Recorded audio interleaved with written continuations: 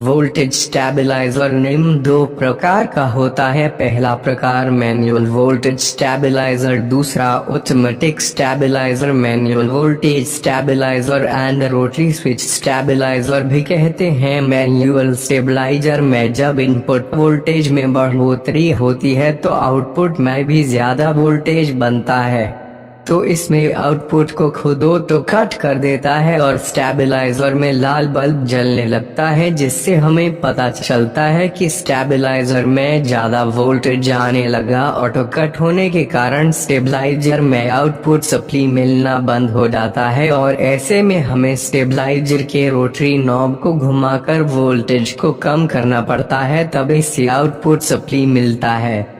इस स्टेबलाइजर का output voltage हमें खुद ही कंट्रोल करना पड़ता है, इसलिए इसे मैनुअल स्टेबलाइजर कहा जाता है। साथ ही इस स्टेबलाइजर में रोटरी स्विच लगा होता है, इसलिए इसे रोटरी स्विच वाला स्टेबलाइजर भी कह सकते हैं।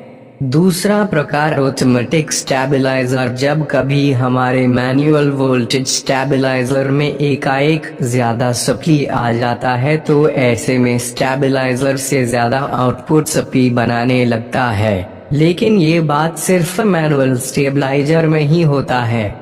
ऑटोमेटिक स्टेबलाइजर में इस तरह की कोई भी बात नहीं होता, क्योंकि ऑटोमेटिक स्टेबलाइजर को इस तरह से बनाया जाता है कि इसका आउटपुट वोल्टेज हमेशा एक समान बनाता है।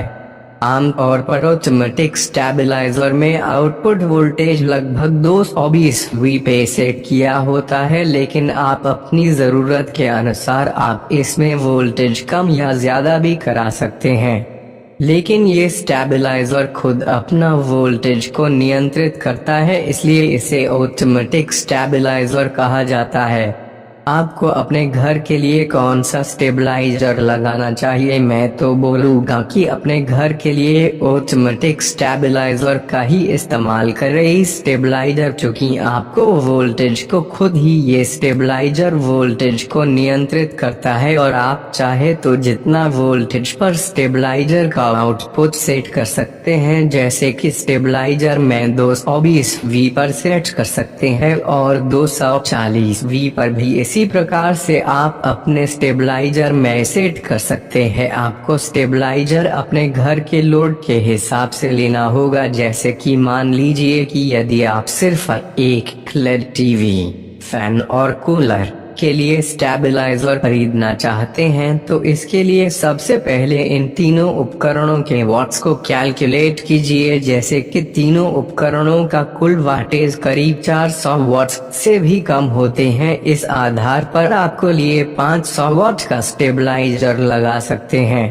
इसी तरह से आप अपने घर में जिन उपकरण का उपयोग करते हैं उन उपकरण के वॉट को जोड़कर स्टेबलाइजर लगा सकते हैं। जैसे कि हमारे घर में 2500 वॉट्स है तो आपको 3 के बी इक्वल्स 3000 वॉट्स स्टेबलाइजर ले सकते हैं। इसी तरह से आपने घरों को उन उपकरण का वॉट्स को ध्यान में रखते हुए स्टेबलाइजर लगा सकते हैं। किसी भी ट्रांसफॉर्मर का गुणवत्ता उसमें इस्तेमाल किए गए कोर और कॉइल पर ज्यादा निर्भर करता है।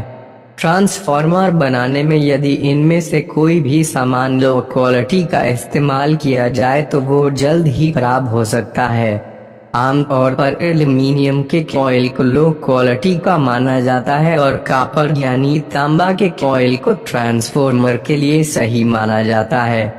इसलिए जब भी स्टेबलाइजर खरीदने जाएं तो इस बात को जरूर ध्यान रखें कि उसके ट्रांसफार्मर में कॉपर के कॉइल का इस्तेमाल किया गया हो। हालांकि एल्युमिनियम कॉइल के अपेक्षा कॉपर कॉइल के ट्रांसफार्मर वाला स्टेबलाइजर थोड़ा महंगा होता है, लेकिन कॉपर कॉइल वाला ट्रांसफार्मर कई गुना अच्छा होता है, क्योंकि कॉपर ट्रांसफार्मर जल्दी खराब नहीं होता। मैं कहूँगा कि आप कॉपर ट्रांसफार्मर वाला स्टेबलाइजर अपने घर में इस्तेमाल करें। ऑडियो वीडियो में कुछ गलती हो तो कमेंट करें, क्योंकि मैं अगला वीडियो में सुधार कर सके। मेरे यूट्यूब चैनल पर न्यू हो तो सब्सक्राइब जरूर करें। आपको सब्सक्राइब करने से मैं जब अपना इलेक्ट्रिक वीडियो पोस्ट करेंगे तो मेरा वीडियो आप तक पहुँच सके। मैं फिर मिलेंगे अगला वीडियो में। मेरा नाम अमित इलेक्ट्रिक है। आप सभी को मेरा ये जानकारी अच्छा लगे तो सब्सक्राइब एंड लाइक और शेयर जरूर करें।